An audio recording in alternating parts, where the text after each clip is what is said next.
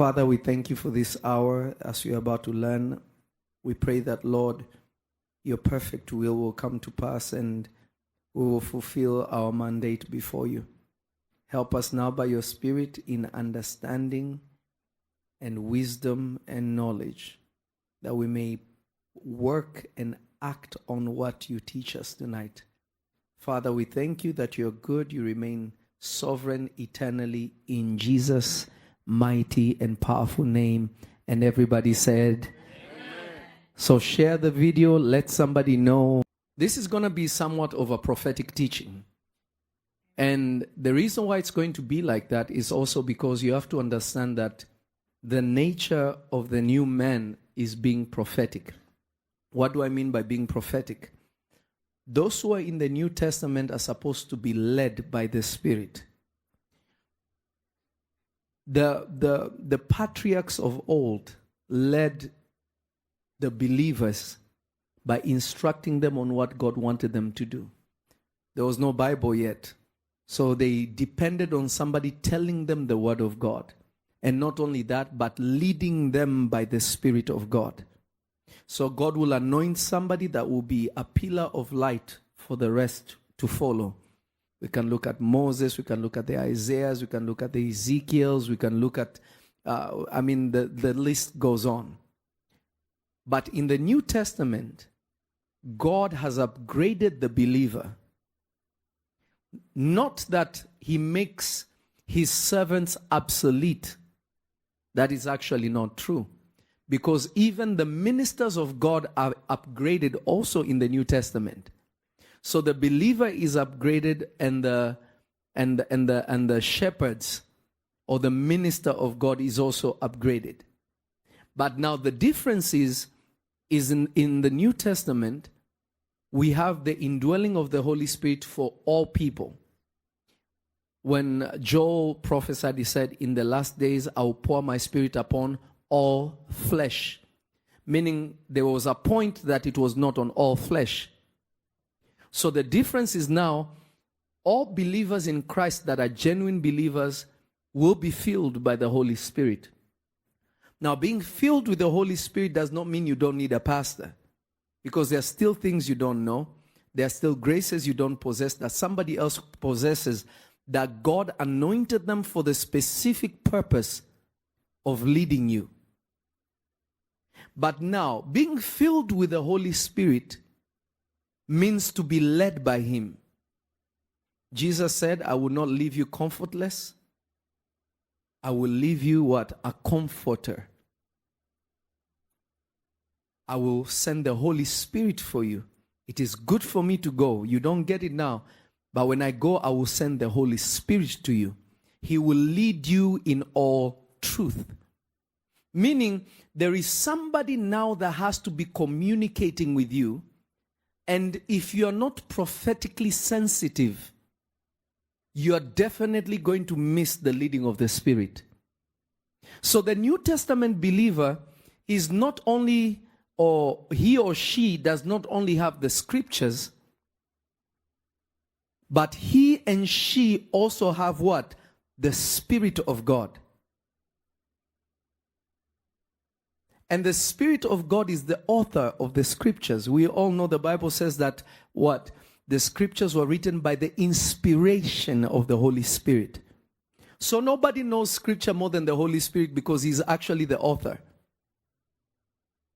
Now, you being a believer and being somebody that will be led by the Holy Spirit, or being somebody that is led by the Holy Spirit,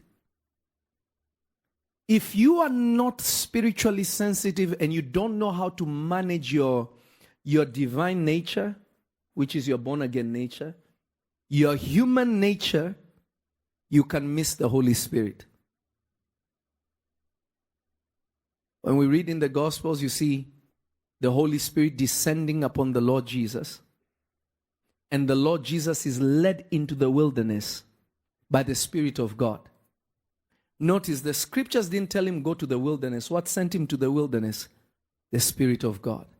When you read Psalm 23 and he says, the Lord is my shepherd, I shall not want. He leadeth me. It means a Christian who is not sensitive to the Holy Spirit can read all the scriptures they want, but at the end of the day, it's not the scripture that will lead you, it is the Holy Spirit that will lead you. And if you're not sensitive to the Holy Spirit, you're not going anywhere. I don't know if I'm communicating to myself. So what does that mean? It means I have to understand how to manage myself in order for me to be sensitive to the voice of God. If I am not sensitive to the voice of God, if I am not aware of the voice of God, Scripture will not be enough. Man shall not live by bread alone, but by every word that proceeds from the mouth of God. You need Rhema. Logos establishes you. Rhema guides you. Scripture, the Bible, establishes you. God's spoken word leads you. Make sense so far? You can always see when we are in church and we are in service and I usually teach, and I love to teach more than anything. I will teach and then we'll go into the prophetic, and you see people caught up with what God has to say because they want to be led. They want God to give them instructions of their life. So the word they heard will anchor them, establish them where God can lead them. That's what makes our church unique, is that God doesn't only teach you, but He can instruct you because we are a prophetic church. I thought I would hear a bigger amen. So now, there are many pitfalls if you don't understand your nature and the divine nature God has given you. If you don't understand them, you risk being destroyed. You risk being destroyed. I am sorry to say this.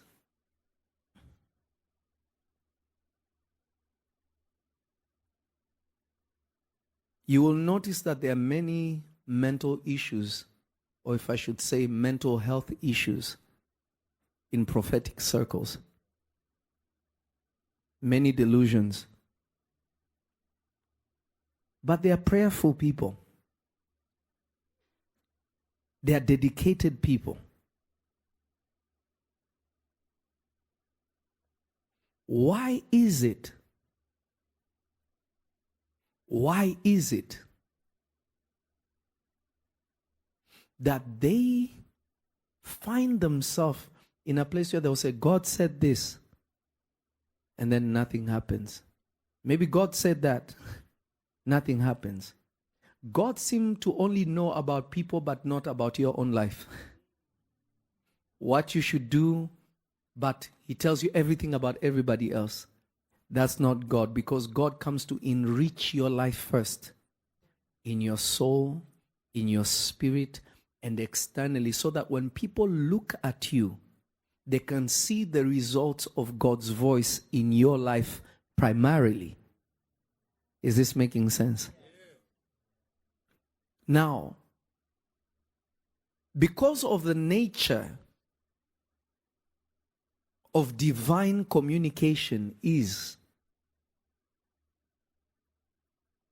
if you don't break down your own being, your spirit, your soul, your body, and their functions when it comes to hearing God, you may find yourself in a very dangerous place. Because remember, when you're dealing with the soul, which is what I'm going to focus on more while I teach you, you will notice there are some holes that are or pitfalls that are extremely dangerous because of the nature of the soul itself. The Bible says the heart is deceitful above all things. Who can ever know it? So you have something in you that needs to participate in being led by the Holy Spirit. But God is telling you that thing lies. It is so deceitful. Who can ever know it? The only one who understands the soul more than anyone is God himself. Even though God has given us means on dealing with the soul, the word of God is sharper than a double-edged sword in dividing what? Bone to marrow, spirit from soul. And is the discerner of what? The desires and the intent of the heart. So when we talk about discernment, discernment is a reflex of a renewed person in Christ, a born-again person. But spiritual maturity is when you begin to discern yourself.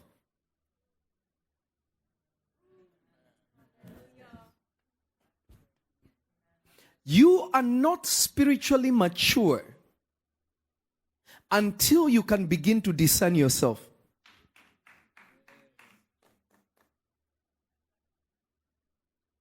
For you to be consistent in hearing God, it is virtually impossible. Virtually impossible if you cannot discern yourself. Because the voice of God is not found in your ears.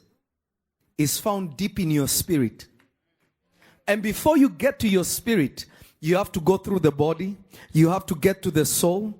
And the soul is a long journey, because there you have the conscious mind, the subconscious mind. You have emotions that may be triggered by your current situation, which can completely blur the voice of God. Or you can have preconceived ideas that completely overshadows the mind of God and what God wants. And when you try to hear God, because God's voice is still and small, you're going to miss it, because the voice of your soul is always louder than any voice. I feel like I'm talking to myself. So it becomes problematic now. It becomes very tricky. And it becomes extremely risky.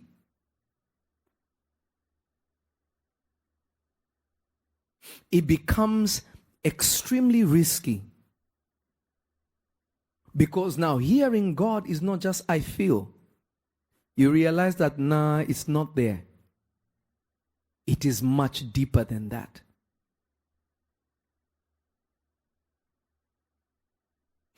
Emotions are necessary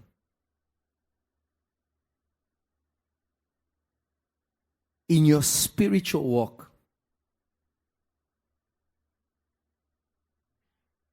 But emotionalism is dangerous for your spiritual walk.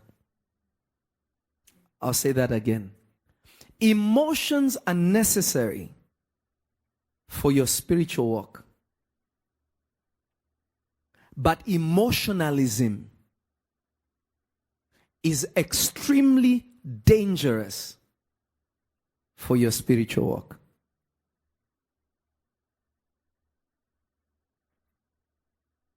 I will show you cases that the Lord Jesus used emotions and other patriarchs, but how they used them.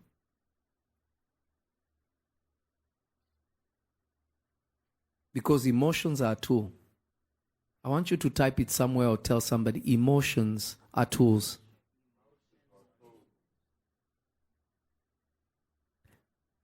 Emotions are tools. Because it is an expression of what is unseen. It is an unseen expression.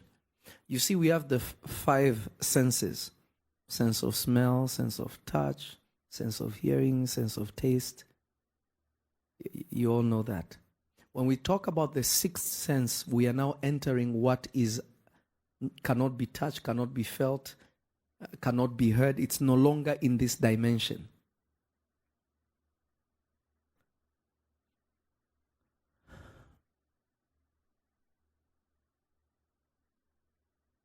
I'm really trying to find words because this will help you.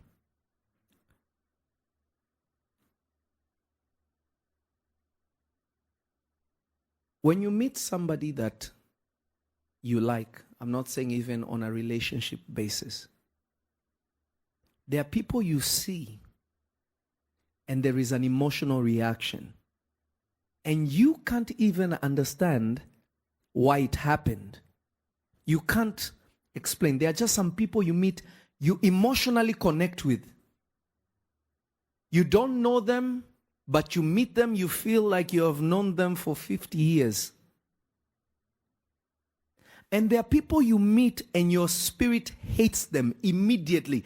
Emotionally, you don't want anything to do with them, yet they have never done anything to you. Am I communicating with somebody?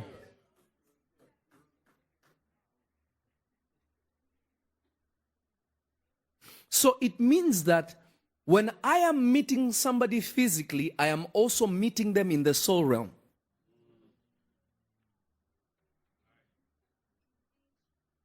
Because we are walking here and we are seeing each other here.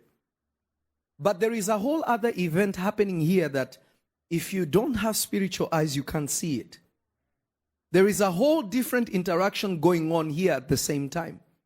And there is another spiritual interaction that is happening that some of us are here, we are joined with angels, and some people have not ascended to the heavens yet. Is this making sense? But now, if I am pure in my conscience, or the easiest way to say, if I am pure in my heart and I don't have any preconceived ideas, meaning I am not quick to favor compassion and I am not quick to favor mercy. I am not hungry for friendships, meaning I am neutral. I am good the way I am. When I meet somebody, my emotions will give me a correct assessment of the person I am meeting. If I am sensitive, more than if I already have a preconceived idea.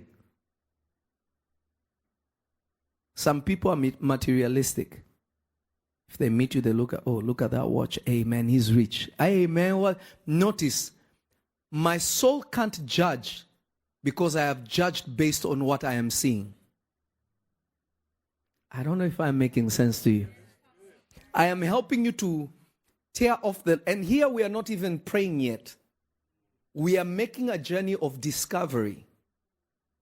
Discovery of self, how your human nature, your created nature works before you can even engage God. Because engaging yourself, you don't engage yourself with prayer. You engage yourself prayerfully, meaning you are using the Word of God to analyze yourself. But you can't analyze yourself saying, Father God, in the name of Jesus, I would do this. No, you can't do it like that. Isaiah 11:3. Look at this. And this is talking about Jesus. And shall make him of quick understanding in the fear of the Lord, and he shall not what? Judge after what? Sight of his eyes, neither reprove after the hearing of what? His ears. Go to verse 4. But with the righteousness shall he judge the poor, and reprove with what? Equity for the meek of the earth. And he shall smite the earth with the rod of his mouth, and with the breath of his lips shall he slay the wicked. Notice, he's not judging by sight, meaning he's judging by something else to know who is wicked, who is poor, who is righteous. Notice, the moment you engage sight, you deactivate your soul. I feel I'm...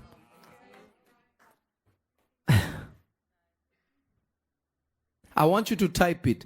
The moment you use sight, you deactivate your soul.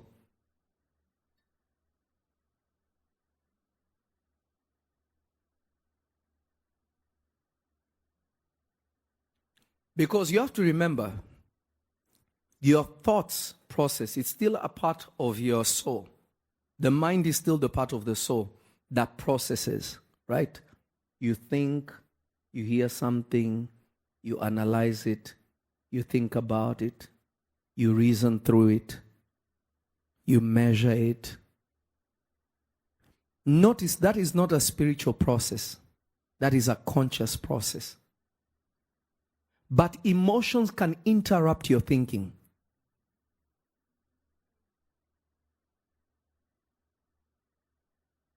Emotions can interrupt what? Your thinking. Completely disrupt it. Some people value how they feel more than how they think.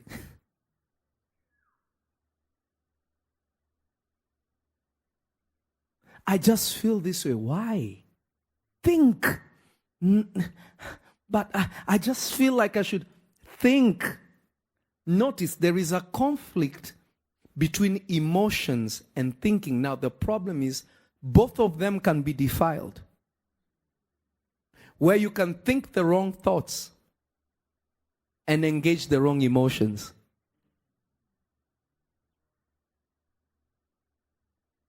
But if you're sober, you have the right thoughts, but your emotions can be corrupted and you end up acting on emotions that will destroy you. Then you say, man, I shouldn't have done that. I knew I was not supposed to do it. Then why did you do it?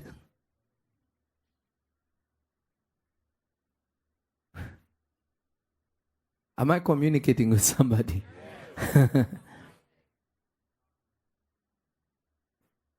Then why did I do it? Notice, when the soul is not renewed, the soul becomes a very dangerous friend that can put your life in a place where you made decisions based off wrong thinking and wrong emotions, and you always find yourself walking 100 steps back instead of walking forward. You find yourself continually making the wrong decision, the wrong decision, the wrong decision. Many times, even in the name of God. God told me to be in this place. It doesn't work out. God told me to move. So God sent you where it was not going to work out so you can move. Makes no sense. Because God is not a man that he should lie.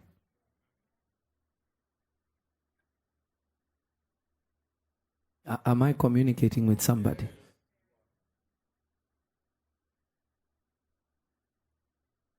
So now, you notice that your hindrance from hearing from God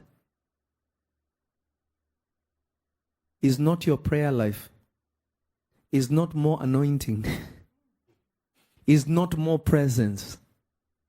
Because the presence of God is not going to override who you are. As a man thinketh, so is he. If the soul doesn't change, there is no hearing God. Think about this for a second. The children of Israel are in the wilderness. They can see the cloud of God. They can see Moses going to talk to God. When the cloud comes down and the cloud goes up, they know God has left. They still didn't listen. What do you think their issue was? The soul. That the scriptures say in the New Testament that Don't be like your forefathers that were stiff-necked people. These guys didn't listen for anything. They are wicked in the eyes of God. They tempted me in the wilderness. So, emotions are extremely dangerous, but they have to be reformed for them to work hand in hand with your spiritual life. I have met some prophets. They're very gifted, but extremely unbalanced emotionally. They can't maintain any relationship with anybody.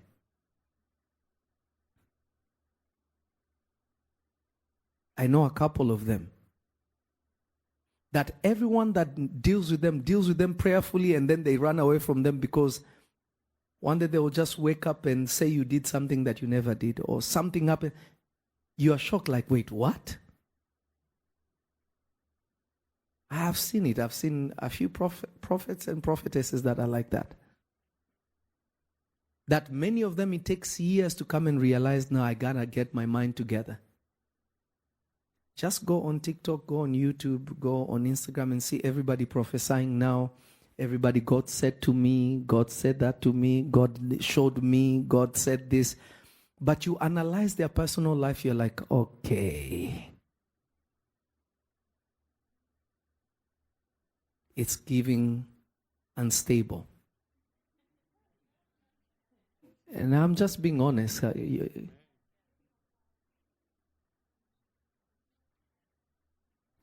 You know, I've seen people who have pushed themselves to hear a voice, and all of a sudden now there's a voice in their head. I've seen people end up in schizophrenia for sure.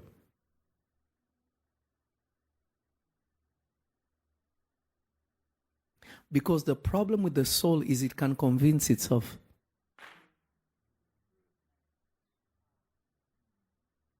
If you convince yourself of something, you believe it's true and it never happened.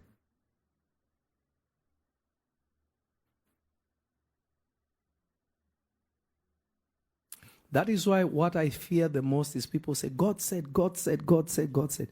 If you're around me, you will rarely ever hear me say God said. Because if I say it, he really said it.